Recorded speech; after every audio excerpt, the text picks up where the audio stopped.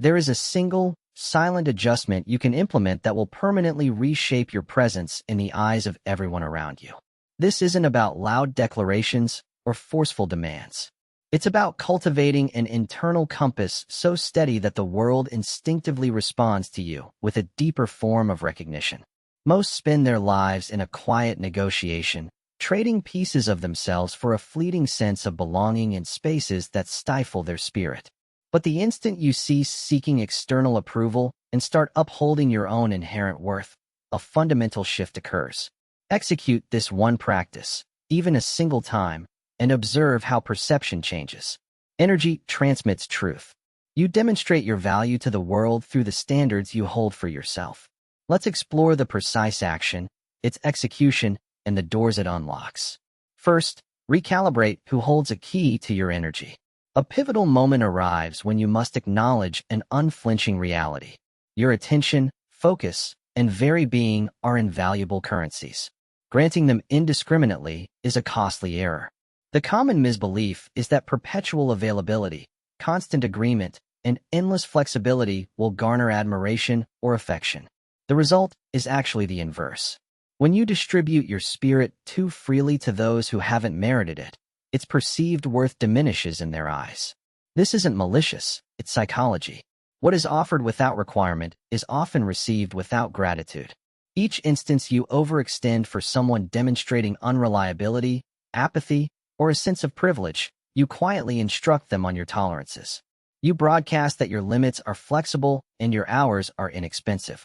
However, the decision to retract that access, devoid of resentment, spectacle, or the need for acknowledgement, marks the reclamation of your authority. People will sense the difference. They will notice the void where your constant compliance once resided. The messages you once answered immediately now wait. The burdens you automatically assumed are now released. The emotional upkeep you perpetually managed is now concluded. Here is the profound part. When you cease attending to those who were absent for you, you start drawing in individuals who honor your existence. Why? Because your quiet absence communicates more powerfully than any lecture. You stop pleading to be comprehended.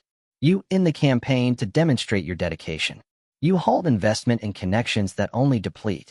You become inaccessible to turmoil, to coercion, to minimal effort disguised as devotion.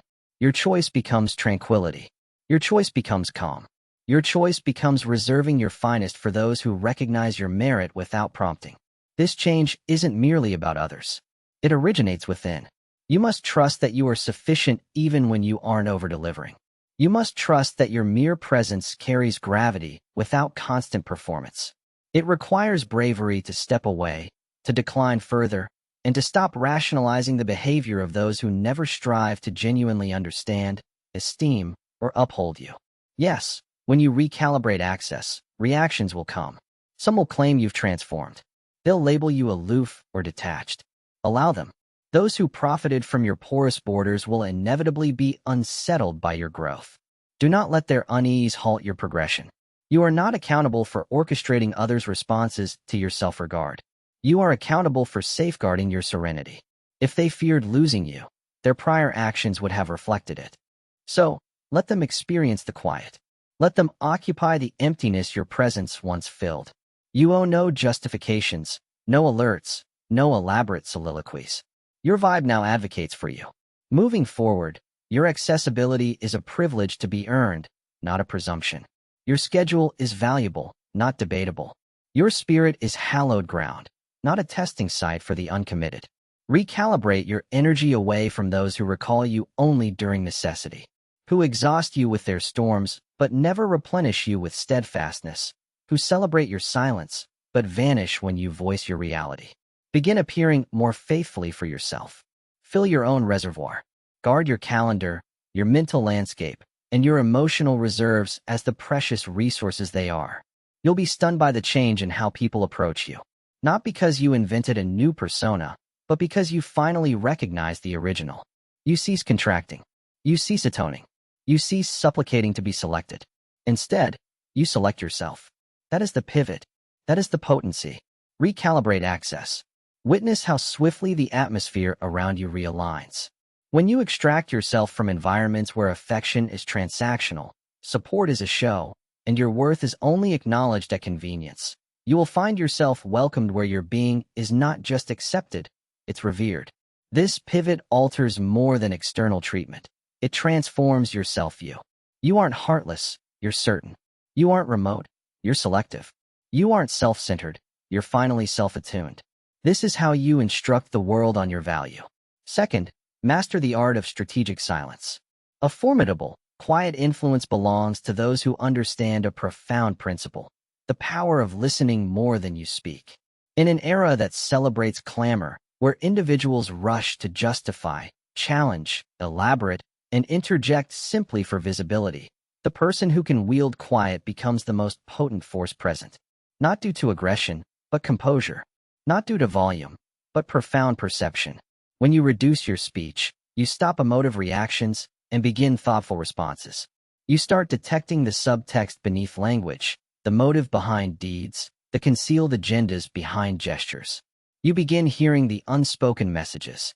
Stillness hones your awareness to a razor's edge. It lets you analyze everything. The subtle shift when someone isn't truthful. The deflection when reality approaches. The fading reliability once they feel they've secured you. When you resist the urge to fill space with words, you permit people to unveil their true nature. And they invariably will. People may govern their vocabulary, but their essence always betrays them. Most overlook the signals because they're too occupied performing, too desperate to affirm their place, to validate their significance, to manufacture bonds that don't resonate. But when you observe, when you withhold your voice and simply witness, you grasp how much dissonance you once endured. You see how frequently people betray their own contradictions when granted sufficient runway. Suddenly, the compulsion to pursue anyone vanishes. You feel no need to dispute or clarify your limits. You feel no pressure to defend your quiet. You simply observe and make soundless choices. Therein lies your strength. While others deplete themselves in pursuit of popularity, you are perceiving. While others talk to gain notice, you are interpreting the environment. That subtle discernment becomes your edge. Those who converse excessively often expose their anxieties. Those who overclarify often conceal doubts. Those perpetually needing an audience frequently lack internal calm. But when you embrace strategic silence, you preserve your power. You listen with purpose. You become tactical with language. Every phrase becomes intentional, not imploring. And people take note. They incline forward. They regard your pauses because your quiet compels them to confront their own noise. You become enigmatic in an age of overexposure. You become scarce in a culture shrieking for notice. Authentic intrigue fosters attraction. When you speak less, you cease granting others a window into your emotional rhythm. You stop letting them anticipate how to sway you. You become less predictable, not erratic, but wisely inscrutable. People can no longer influence you with obligation or urgency because you've mastered the discipline of witnessing without responding. You reveal nothing. You might smile or nod, but your awareness is miles ahead, noting every discrepancy, every faint tremor. Here is the depth of it. The fewer words you offer, the more you absorb. The more you absorb, the more you comprehend. The more you comprehend, the less susceptible you are to deceit. Observation evolves into your supreme skill. It enables you to decipher intent, sense disloyalty before it manifests, identify false encouragement masquerading as praise. You perceive beyond the surface, and that clarity shields you from needless hurt, misspent hours, and misaligned alliances. To embody this, you must be anchored in self-conviction. You must be comfortable not winning the debate. You must be comfortable being misinterpreted. You must be comfortable departing without offering explanations that were never warranted. Silence is not frailty, it's training. Observation is not passivity, it's acuity. When you command the pause, you govern the tempo of your existence. When you watch long enough, you know precisely when to engage and when to depart. This isn't emotional detachment. It's emotional mastery. It's understanding that not every provocation warrants your power. Not every slight requires a counter. Not every opening aligns with your path. The less you speak, the more deliberate you become. You start appreciating the might of prudence, the fortitude in being undisturbed, the elegance in allowing others to expose their core while you silently guard your own. So from now, decelerate. Speak sparingly. Listen intently. Let others tire themselves seeking approval while you remain, deciphering the reality under their speech. Forge your awareness into armor. Sharpen your observation into a blade, and let your quiet resonate more profoundly than any quarrel. Ultimately, those with true knowledge feel no urge to display it, and those who see everything never need to shout for deference. Be calm, be keen, be the quiet force they never anticipated. Speak less, observe more, and see your reality begin to align. Third, cultivate private integrity. Before the world can reflect respect back to you, before anyone can cherish your existence or prize your perspective, you must first honor yourself in the unseen moments, the solitary spaces. It begins not with external acclaim, but with the internal dialogues you hold in the stillness after the crowd disperses.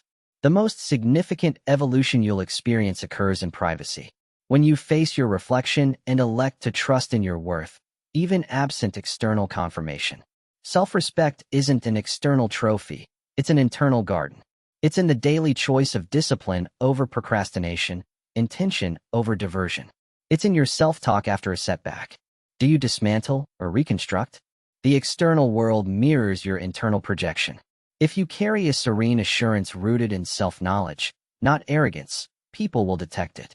But if you privately question your merit, that uncertainty seeps into your aura and trains others accordingly. This is the reality many avoid.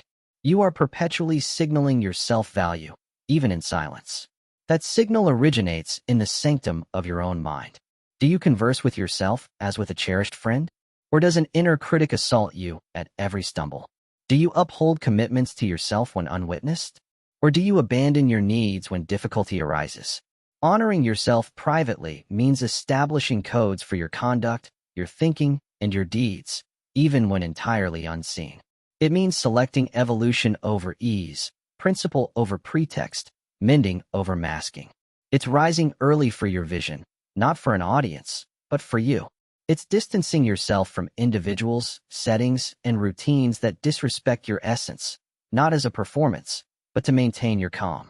It's addressing yourself with compassion, pardoning yourself with mercy, and driving yourself with determination because you know your self-treatment sets the precedent for the world's treatment. Too many seek outward affirmation, believing that being adored, followed, or praised enough will finally instill worth. It fails, because no quantity of external applause can repair the hollow left by internal disregard. You don't require more followers. You require more self-faith. You don't require more compliments. You require self-conviction. You must believe in yourself profoundly, unconditionally. That variety of self-regard is compelling. It influences rooms without utterance. It establishes borders without negotiation. It educates others through the example you've already set for yourself. This isn't about vanity. It's about congruence. It's about living in a manner that echoes your truth, not the persona you project. If you don't honor yourself in shadow, you'll perpetually seek validation in spotlight. That cycle is draining. You contort, diminish, overprovide, and overprove, hoping for someone to declare your sufficiency. But you were always sufficient. The task isn't becoming worthy. The task is remembering it. Once you genuinely start esteeming yourself off stage, a recalibration happens. Your boundaries solidify, your energy clarifies, your expectations elevate, and suddenly, those who once exploited you either ascend to meet you or dissipate. Both results are beneficial. The moment you begin respecting yourself privately, your entire life reorders. You stop compromising. You stop rationalizing. You stop enduring misalignment and start constructing your peace, your authority, your mission.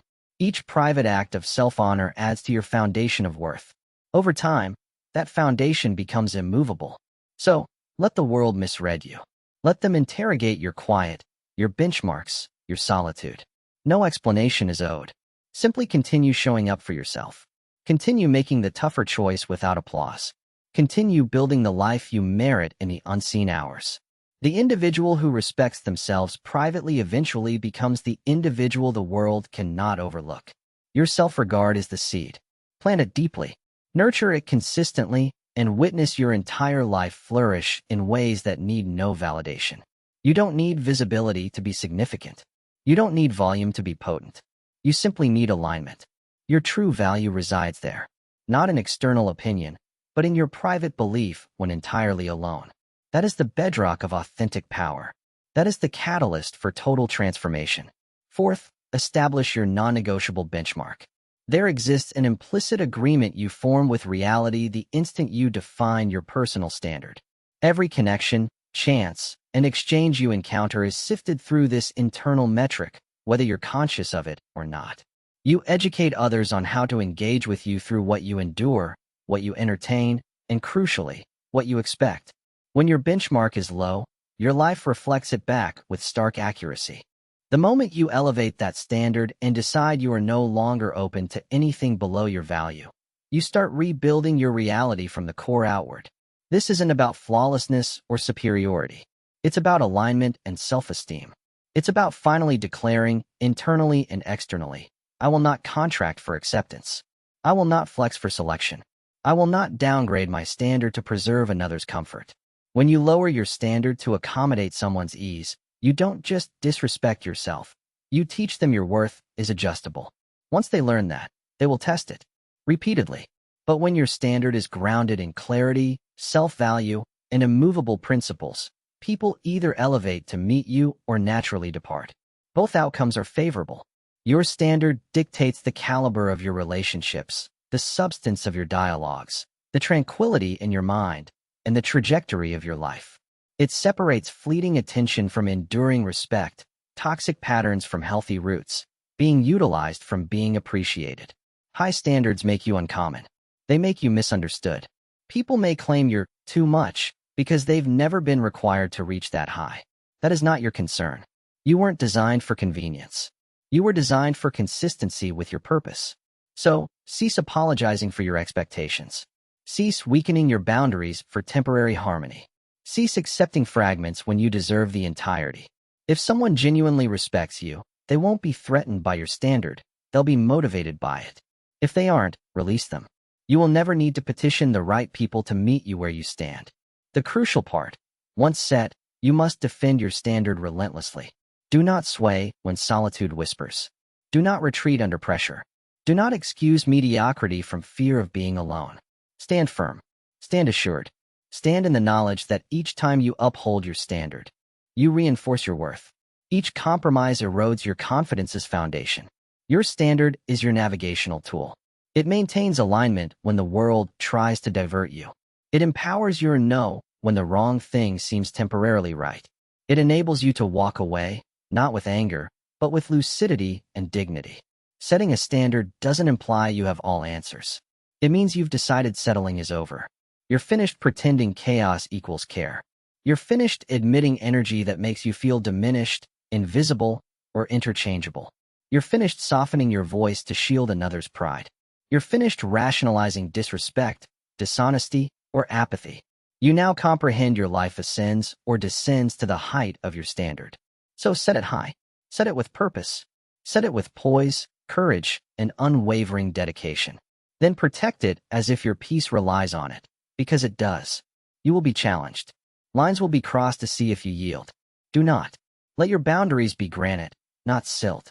Let your values be permanent, not situational. Let your actions echo your standards so clearly that explanations become unnecessary. The people meant for you will recognize it intuitively. They will rise, not retreat. They will value the elevation you require because they aspire higher, too. Those who oppose it can find solace in the places you've transcended. You are not here to plead for alignment. You are here to embody it. So, set the benchmark, elevate the bar, and never lower it, even if it means a season of solitude. That solitary path leads to destinations compromise could never reach. Your serenity exists at the level of your standard, and your power ignites the moment you decide you are no longer available for anything less than what truly honors your worth. Fifth, exit with quiet finality. There exists a rare, sacred strength in departing without spectacle, a hushed confidence that doesn't shout, justify, or beg for comprehension. It simply leaves with grace, leaving behind the tumult and the silent hope that someone might finally recognize what they had. Most remain too long in friendships that deplete, dynamics that fracture, and atmospheres that dim their light. fearing the silence after farewell. They dread others' opinions, potential judgment, or future regret. Yet the moment you find the courage to walk away, without creating scenes, announcing anguish, or proving your position, you reclaim your sovereignty. True resolution doesn't stem from dramatic exits or final conflicts. It comes from an internal clarity that states, I merit better, and I no longer require external validation of that fact. You needn't incinerate bridges to advance. You needn't post cryptic messages or craft indirect signals about your healing. You simply need to decide and honor that decision with inner quiet, because quiet is power. Those who can exit silently are often those who were never truly perceived while present. When you leave without drama, you demonstrate that your self-respect resonates louder than your need for vindication. You show your evolution isn't contingent on another's understanding. You show you no longer require permission to guard your spirit. There is nobility in the quiet departure, maturity in the calm closure. It means you've outgrown the games, the cycles, the emotional turbulence masquerading as bond. It means you're no longer interested in teaching people how to value you while hemorrhaging from their neglect. You're no longer willing to elucidate why your limits are legitimate, why your needs are valid, or why your silence is holy. You walk away not from hatred, but from a newfound love for yourself that necessitates release. Release the pretense. Release the potential. Release the false hope of their eventual change. They may or may not. Regardless, your waiting has concluded. Exiting without drama isn't callous, it's crystalline. It's a silent declaration that your soul is closed to chaos. Your heart is shut to inconsistency. Your mind is free from explaining what should have been evident. The powerful truth is this: when you depart in silence, you grant space for reflection. You remove the distractions, the disputes, the din. What remains is the echo of your absence. That echo often speaks louder than any speech. People recall the energy now missing. They recall the calm they exploited, the patience they assumed, the regard they mishandled. By then, you've already progressed. Not with bitterness, but with resolution. Not with acrimony, but with equilibrium. You realize you needn't accept every conflictual invitation. Not every disrespect demands confrontation. Not every exit necessitates a dramatic finale. Sometimes, your silence is the most potent statement. Sometimes, the most powerful reclamation is your contentment after distance. Sometimes, the most sacred form of restoration is simply letting go. If this resonated, show the algorithm you want more by liking this video.